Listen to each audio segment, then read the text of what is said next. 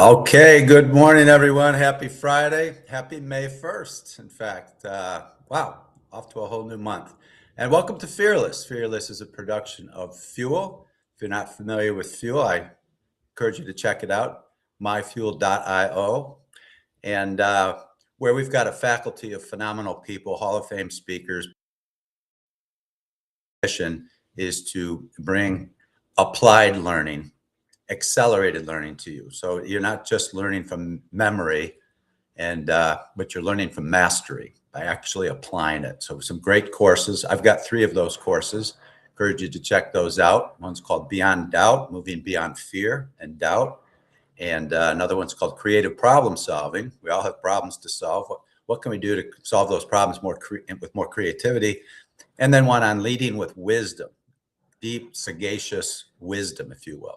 So check those courses out. You can also check out my AI bot, which means I now have a bot that's loaded with 40 years of my work, hundreds of articles, hundreds of interviews, 20 books, and you can interact 24/7 with my AI bot, asking for coaching, asking for questions and direction and guidance. So it's a phenomenal application, and again, it's available 24/7, and pretty soon it's going to be able to speak to you in multiple languages. So take a look at that. I'm also developing a mastery lab where you can role play with my bot and really learn to apply the lessons and the tools that I teach. So today's episode is my journey through fear. My journey through fear, because I'll tell you something. I can't imagine being where I am right now if I let fear get in my way. I'm sitting in Miami Beach, living on not Miami Beach, Palm Beach, excuse me. I'm on Palm Beach, living just a phenomenal life, physically, mentally, emotionally, spiritually, financially, professionally, and socially, surrounded by just some great people. So I'm going to talk about those 7 factors in just a little bit. But how did I get here? What was my journey like? I heard John Maxwell speak recently, and John said that a young man came up to him at one of his talks, and he said, "I want to do what you do." And John's answer was, "Well, if you want to do what I do, you got to be willing to do what I did. You got to do the did to do the do, so to speak." And that really resonated with me because I remember sitting in an audience almost 40 years ago, listening to a guy named Tom Peters speak, a best-selling author, an international figure. And I remember sitting there saying to myself, I want to do that. So I had a vision of what I wanted to do. I wanted to be an international speaker. I wanted to be a best-selling author. I wanted to help people all over the world improve their lives, improve themselves. And I wanted to teach, but I didn't want to teach through a university or a school. I wanted my own journey. So I'm going to take you back. Actually, I'm going to take you back almost 66 years ago. My birthday's later this month, and I'll be 66. And right from there, chapter 1. I'm born on Friday the 13th. My last name is Murphy, as in Murphy's Law. Anything can go wrong, it will, at the worst possible moment. And I went through an early upbringing, learning in church every week that I'm not worthy. It's a mantra, if you will, in the Catholic Church. I'm not worthy. And I was trained to fear God. I was trained to think that I was a sinner, that there was something wrong with me. I was trained to feel guilty, and I was trained to suffer. If you really want to make it to heaven, you have to be willing to suffer. And that was my programming right from the start. That essentially, wow, I don't know what to do with all that. And this is an important statistic, something to know, and that is that most of our subconscious programming, this is the work of Dr. Bruce Lipton and other scientists, most of our subconscious programming, our habitual thinking, our autopilot, is downloaded into us by the age of 6. So we're carrying around these programs throughout our entire lives until we identify what's going on in that subconscious mind, and we can find the delete button and delete those viruses, if you will, of the mind. So now, age 2, what's going on at age 2? I almost died twice. Once I was playing with my older sister, my older brother, and on the second floor, a bedroom of the house, and I went right out the window, right through the screen, and landed in the front yard. My father had to run out there in his whitey tighties, shaving cream all over his face, pull me out of the bushes. Meanwhile, my mother's coming home from church, and she sees this going on. It's just like, that's John. That's John. The second time was I decided I wasn't feeling well. Climbed out of my crib, climbed up onto the bathroom sink, got a bottle of aspirin, and ate it. And fortunately, I didn't go back to sleep. Um, I didn't feel well. My mother found this white powder all over my face. Figured out that it was aspirin, and it rushed me to the emergency room and had pumped my stomach. So now here I am, a kid with these programs being developed, very accident prone. I've had hundreds of stitches and multiple broken bones, and surgeries, things like that. And this started to really carry me through life to the point where I was very doubtful. I was doubtful, but I'd dust myself off and get back on the horse, so to speak, and continue going. So I make it into high school. Here's another chapter. And in high school, I loved sports. You know, I was a junior Olympic swimmer. I was a pretty gifted athlete. And my two favorite sports besides swimming were basketball and football, particularly football.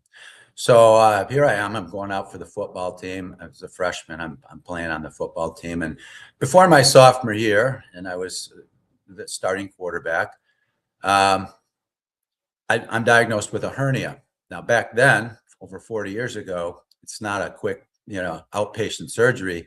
It is. I was in the hospital for 6 days, and a huge scar, and the doctor said you can't play football this year. You'd be putting yourself at serious risk. So there you go. I'm benched for the whole year, a pivotal developmental year. But I bounced back, and my junior year, we actually win the state championship in Michigan in what used to be the Pontiac Silverdome, which is where the Detroit Lions were playing at that time. And I'm elected captain for my senior year. And guess what? I'm an entrepreneur. I'm running businesses. I've got a lawn crew business going on. And I'm out there and I run my foot through a lawnmower and just huge mess. So now I'm back in the emergency room. I'm in the hospital for a week, 10 hours, multiple surgeries. And the doctor tells me, that's it. You're never playing football again. Matter of fact, you'll be lucky to walk without limping for the rest of your life. Now, you can just imagine the devastation of that news. Here's my dream. And it's shattered. It's shattered. Now, here's the point, and this is an important takeaway. Did I choose to believe the doctor who said that? Because if I did, I wouldn't have been playing at Notre Dame 2 years later, earning my letter as a walk-on. He said I would be lucky to walk, and I walk on the Notre Dame football team. That took a little courage. It was one of the scariest moments in my life, honestly. I was encouraged actually by Rusty Lish, who was the starting quarterback right after Joe Montana, and he said, you belong on this team, because we were just out throwing the football one day, and he's like, what? Why aren't you on the team? And I explained the foot situation. He goes, I'm going to get you an interview with Dan Devine, the head coach. We're gonna get you on this team. And I think it was out of 25, 30 people who tried out, myself and one other guy made the team. And what was kind of cool about this, I was never a starter at Notre Dame, but every week myself and another quarterback, Jimmy O'Hara, played the opposing quarterbacks for that week. So I'm playing Jim Kelly, Hall of Fame football player with the Buffalo Bills after his playing the University of Miami. I'm playing Dan Marino, who was at the University of Pitt when we were playing Pitt. Went on to have a great Hall of Fame career with the Miami Dolphins. I'm actually playing these guys against our starting defense, and just having a great time, actually. And so, I made my contribution. I earned my letter, and it taught me something very important, and that is that we have to pay attention to who we pay attention to, because not everybody's given us the best advice in the world. It's not out of malintent. the surgeon who was telling me game over thought so. He wasn't, making that up. He believed that, and he's the guy that put my foot back together again. And I'll tell you something else. And I gave a talk actually at Notre Dame on this some time ago, a speech, and it was how one book, one chapter, and one man changed my life forever. Because while I was in the hospital, my grandfather, my mother's father, bought me a book and sent it. And I didn't really like reading books at that time, but what else was I going to do in the hospital at this time? There's no YouTube, there's no Google, there's no, cell phones. It's like you're sitting there. If anything, you turn on a TV and you have 3 channels, and none of them are very much fun. I'm not going to watch soap operas while I'm sitting there or whatever. So I started flipping through this book, and the book was by Clifford, Frank Gifford. And one of the chapters was on Rocky Bleier. Rocky Bleier went on to win 4 Super Bowls with the Pittsburgh Steelers. But before that, and after graduating from Notre Dame, he was in Vietnam in the war, and had his foot blown apart, and shrapnel, and gun fire in his hamstring. He was damn near dead, actually. And multiple surgeries, and the doctors are like, your football career is over. Forget about it. And Rocky said, no, I don't believe that. I believe something different. So this is mindset. This is mindset. You make up your mind to do something and you're all in. Let me tell you something. You can do amazing things when you get past fear, because fear is just going to hold you up. And that doubt is going to work against you. And then one day you live with serious regret. Like, man, I should have, I could have, I would have. That's just no way to live. If you ask me, life isn't true life if you're living in fear. So we've got to get beyond that. And again, going back to my early programming as a child, I was trained to be afraid, and as most of us are. So I had to figure out, well, how do I get through that? How do I get through the fear? So by walking onto the Notre Dame football team, one of the scariest moments in my life, I proved something to myself that, you know what, I can do mind over matter. So the one book was by Frank Gifford on courage. The one chapter was about Rocky Bleier. If he can do this, maybe I can too. But the one man, people were surprised when I said this. They thought it'd be Rocky Bleier, and actually it was no. It was my grandfather. My grandfather. Why? Because he gave me the book. And a gift can be that simple to somebody. You give somebody a link to this podcast. You give a book to somebody. You give something that's going to help them improve their lives, accelerate their performance, which is what Fuel is all about. And it can be game-changing, life-changing. In my case, it certainly was, because I'm not sure, maybe I would have believed the surgeon if I hadn't read that chapter about Rocky Bleier. Funny story is, later on, as I'm progressing through my career, I'm writing books and things like that. I wrote a book called Reinvent Yourself, and a lesson in personal leadership. And I was touring and speaking, and I ended up on stage with Rocky Bleier, and Zig Ziglar was on the same stage. It was a big event, a couple thousand people, and I'd never met Rocky before, but I told him that story and how he inspired me. And he said, you got to do the introduction for me. If you would, I'd be honored if you just tell that little story. Because in our line of work, we might be inspiring thousands, maybe millions of people and never know it. Specific examples like that. So for Rocky to hear that was quite impressive. So now I graduate from Notre Dame, and incidentally, I didn't go into Notre Dame on a full ride scholarship. I got some help later on when I was on the team, but it was academic, and that was scary because it's the only college I applied to. My mother was like, "What are you thinking?" I said, "No, I'm going to Notre Dame," and there you have it. So I graduate, and now I'm in Chicago, wearing a suit and tie with a finance degree from Notre Dame, and working for the world's largest printing company, and in their corporate finance group. And I have to tell you something, after a year, I was bored. I was miserable. I was so bored. I started doubting myself again, that wow, I picked the wrong major. I don't even like this. Um, I'm an entrepreneur. What am I doing wearing a suit and tie and sitting in a corporate headquarters and crunching numbers? Why did I sign up for that?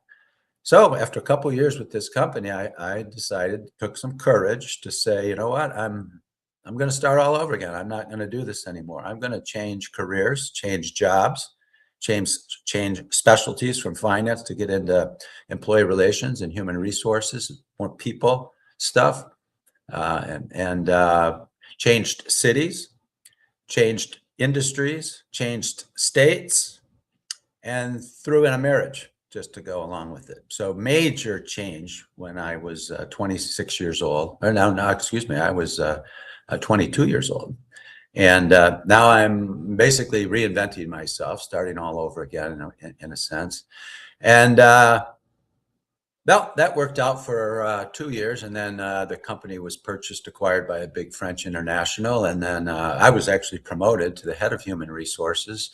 But after a couple of years, I decided to leave, and I started my own company. So this is now 38 years ago. I started Venture Management Consultants with an entirely different business model. My vision was not to have a building with my name on it, a bunch of consultants working for me. I wanted the freedom to live my life the way I wanted to. I have four beautiful children, three grandchildren now. I didn't want to work 40 hours a week, 60 hours a week, 80 hours a week. I wanted my work to be play. I wanted to just have fun. I didn't want to work. I wanted to play and explore and help people around the world. So I basically wrote my own job description.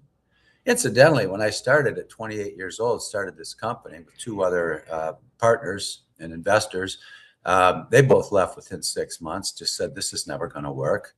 I rewrote the business plan and pivoted, and I've been pivoting ever since. And built the company to what it is today, which is a network of world-class consultants, authors, experts that I pull in on as needed.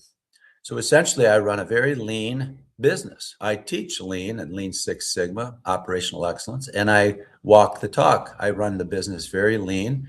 It starts with the client and the client's needs, the client's interests. What is it the client wants? And then I pull in the resources to deliver. And because we do that so well, I don't make sales calls. I haven't made a sales call in over 30 years because people call me. Another paradigm shift. I didn't like making sales calls. And so instead of me calling, cold calling, me calling customers, I'm thinking, how do I flip that on its head and get them to call me? Because selling at 28, 29, 30 years old wasn't working. And my partners were looking like they were right. This is just not going to work. So to be creative a little bit, I said, I've observed that these law firms and insurance companies and realtors and things like that, they hold free seminars and they bring people in and they give them value. They teach them something. They help them with the law. They help them with investments. They help them with different strategies. Why don't I do that? Why don't I offer a workshop, bring people in and teach team building and teach leadership and strategy and teach operational excellence? Why don't I do that? And they'll come in, and if I'm any good, maybe they'll hire me to come on site and educate their people. And that is exactly what happened. My very first workshop, I got two clients out of it. One was a bank that said, do you need any money? We can loan you some money. Took their whole executive team, the president, CEO, and the executive team through a 2-day workshop. And the other company, which went on to win Michigan Manufacturer of the Year 3 years in a row, brought me in and to teach what I was teaching. And it just took off from there. So it went from a local little seminar workshop to statewide, doing it over in Detroit, other parts of Michigan, to regional, Chicago, Indianapolis, Cleveland, places like that, Midwest, to national. And this workshop attracted people from the government, from the CIA, the Navy, multiple, multi-international billion-dollar corporations. And for the last 30 8 years, that's what I've been doing, getting out and teaching in places like Argentina, Brazil, China. That's just the A, B, and C. And doing Kaizen events, rapid improvement events, teaching Six Sigma and Lean, and just traveling the world, different cultures, different languages, taking my children and my wife at the time with me all over the country. And well, how did I get there?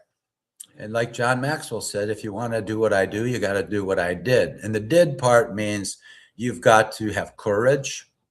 You've got to really have a strong vision that's compelling, a strong belief that you can get there. You might have to take some side roads from time to time. You have to pivot, which of course makes it exciting.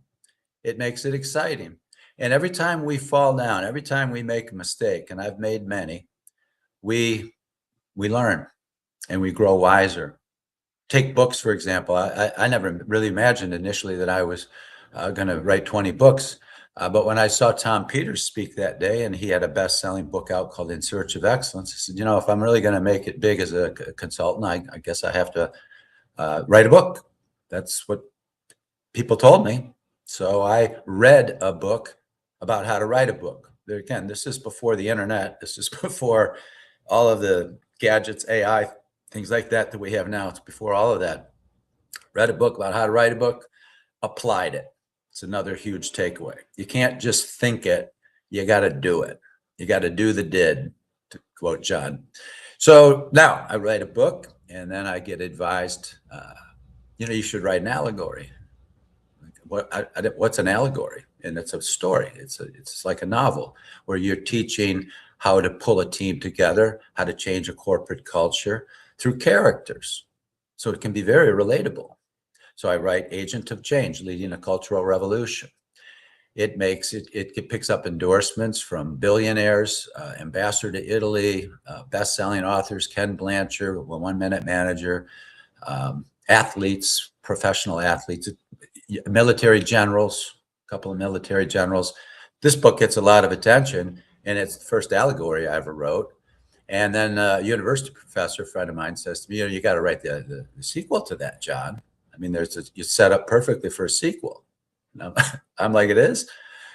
So guess what? I wrote the sequel, which was Reinvent Yourself, a lesson in personal leadership. And that puts me on stage with people like Tony Robbins, General Norman Schwarzkopf, Stormin Norman, Dennis Waitley, The Psychology of Winning, Jim Rohn, who was Tony Robbins' mentor for years, Zig Ziglar, Rocky Bleier. So now all of a sudden, I'm in the mix.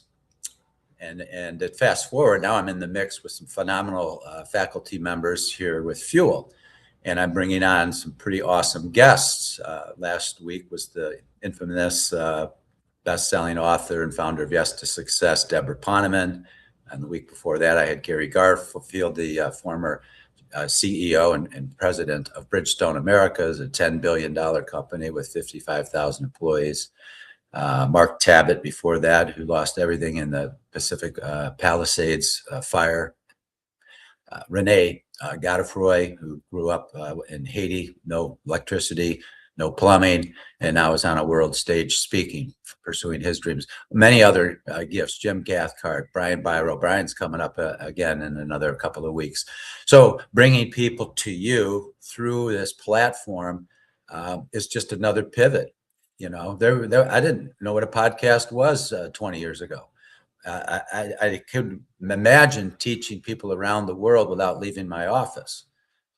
Back in those days, it was get on a plane and you fly to Portugal to do a show, or you to do a Kaizen event, things like that. So my journey through fear with courage was to just do exactly that. It starts with a vision, and you can refine that vision as you go.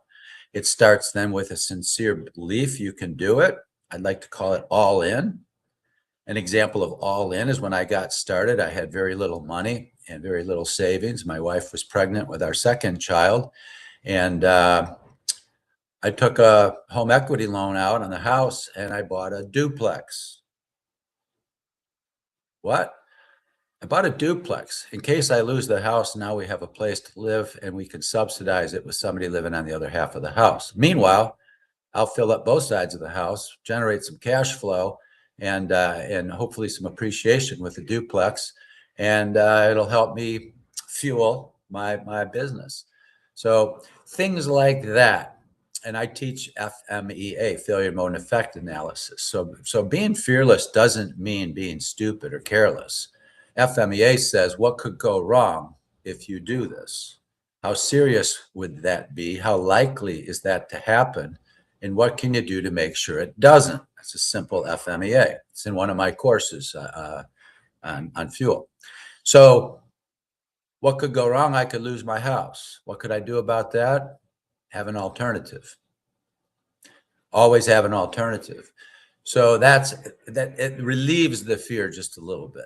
The other thing is preparation. Whether it's you're getting ready to give a speech, you're ready to host a podcast, you're ready to go into a job interview, you're ready to take an exam, whatever it is you're doing, prepare. Athletes are preparing their entire lives. They never get to that point where they go, I don't need to practice anymore. I don't need a coach. I don't need a trainer. No, you always do. You always do. Why wouldn't you have a trainer and a coach and somebody, a mentor, somebody who can help you along the way? We do nothing alone. If there's anything I've learned over these years is you writing a book, you don't do that alone. You get ideas for people. You have editors, you have people, copywriters, and people help you with it. It's always a team behind any great success story, always. So network with great people. This is exactly what I did to make my way. I want to be as smart as I can be. How do I do that? I read people's books who are smart people's books. I go to conferences. I take notes. I listen. I watch podcasts. Okay. I'm hungry for knowledge so that I can grow and I can help other people grow. I think of myself as like a channel. All right. And the more I can bring in, all right, the more I can deliver, like a giant channel. All right. And that's exactly what I encourage everyone to do is you've got gifts, you've got abilities, you can develop the skills, and you can use those skills in a variety of different ways. So even though I'm no longer in the financial services or financial business with a finance degree, I'm using that knowledge and those skills to do my own financial work and work with financial people in an intelligent way. These other skills we have, we can put together into a nice package and bring value to the market, which brings value to us. So now what? Well, here I am on Fuel with some courses available to the world with an AI bot that now is going to help me reach more people.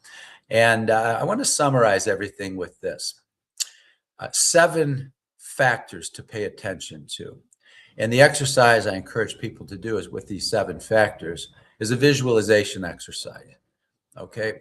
Aristotle once said the soul never sees without a picture. The soul never sees without a picture. So what is it you see that's innate in you?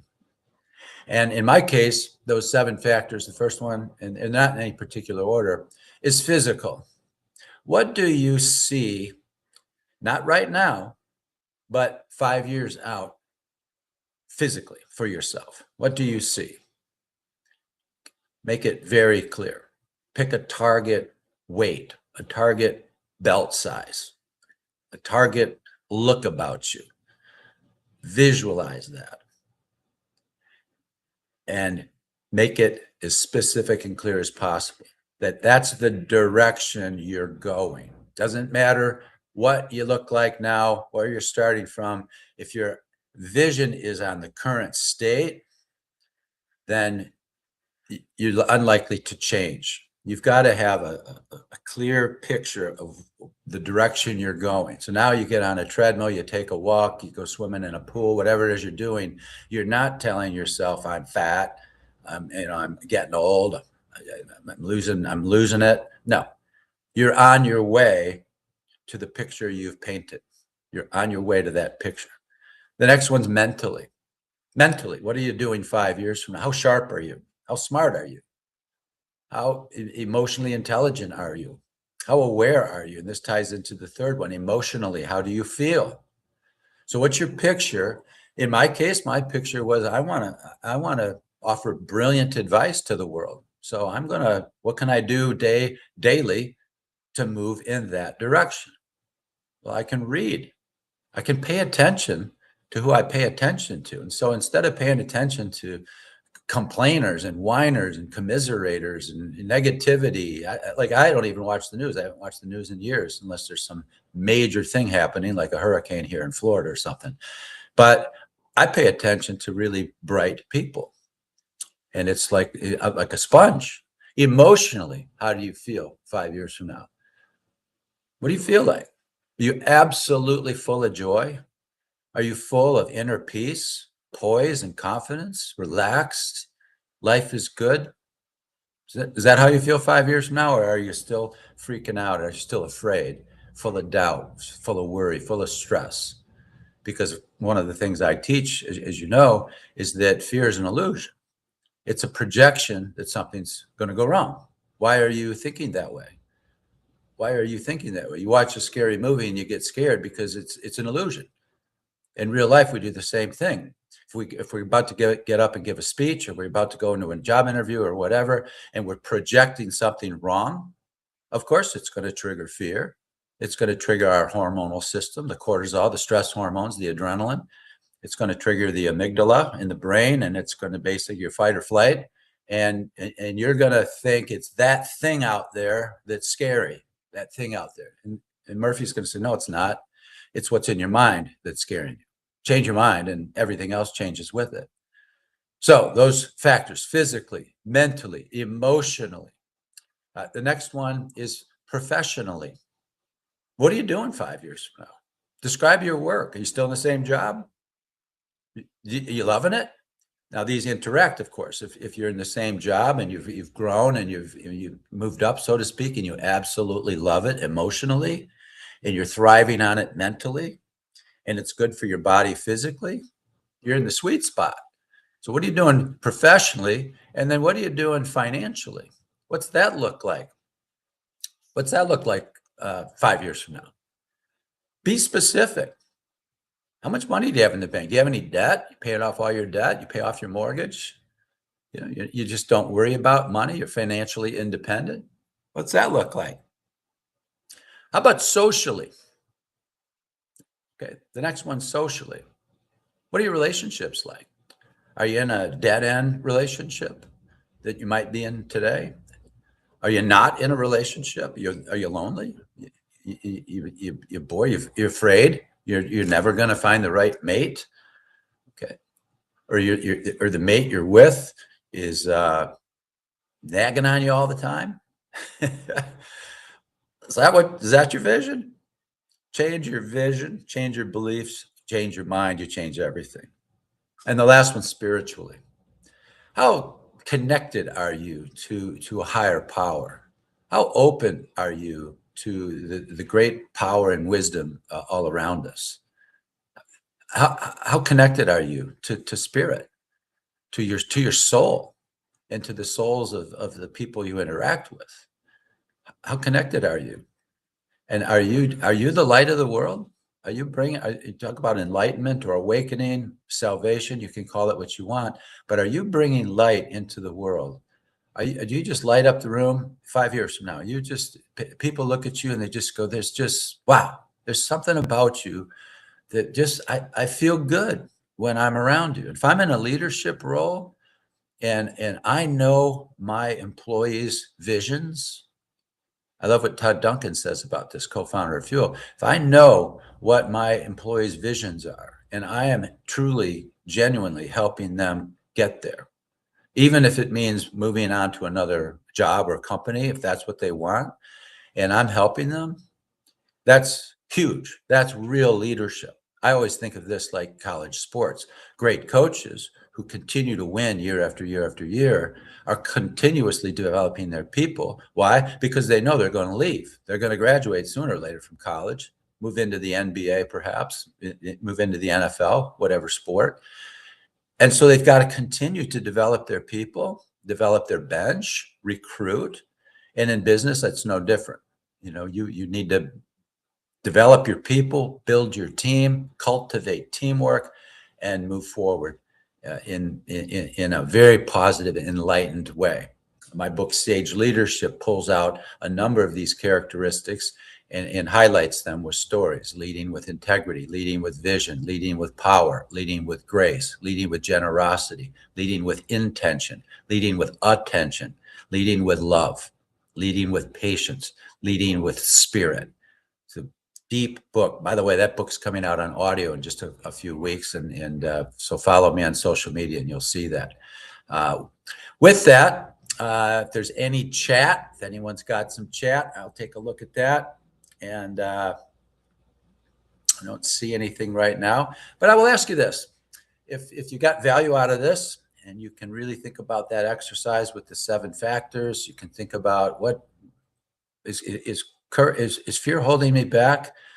Because courage is available to you. It's all in your mind, and it's in your heart. Move through the fear, do the did to get to the do, so to speak, and have that ideal life that you want in a holistic way. If you find value in this, I ask you to like it and share it on YouTube. It'll be restreamed. There'll be short clips coming from it as well. You can share those. And on Monday, I'm leading Mindset Matters. So tune into Mindset Matters. It's another fuel production. And I'll be talking about your EGS, your emotional guidance system, and how your emotions help you understand how aligned you are with a higher power, how aligned you are. Because if you're not feeling joy, you're not aligned. If you're not feeling peace, you're not aligned. You are meant to grow, to be happy, to be peaceful. And if you're not, your emotional guidance system is telling you that, and that's where you need to pivot in your own personal life. So Mindset Matters. Next week on Fuel, I've got a great guest, one of the top speakers, Ross Bernstein. You're just going to love this guy. He's just fantastic. Over 2,000 speeches on all 7 continents. He's got a very personal story where he's had to deal with some serious adversity. I'll let him tell that story next week, so tune into that.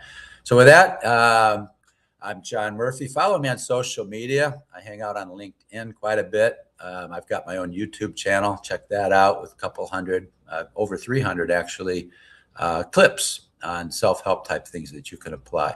So with that, thank you very much. Appreciate your attendance and your liking and sharing this.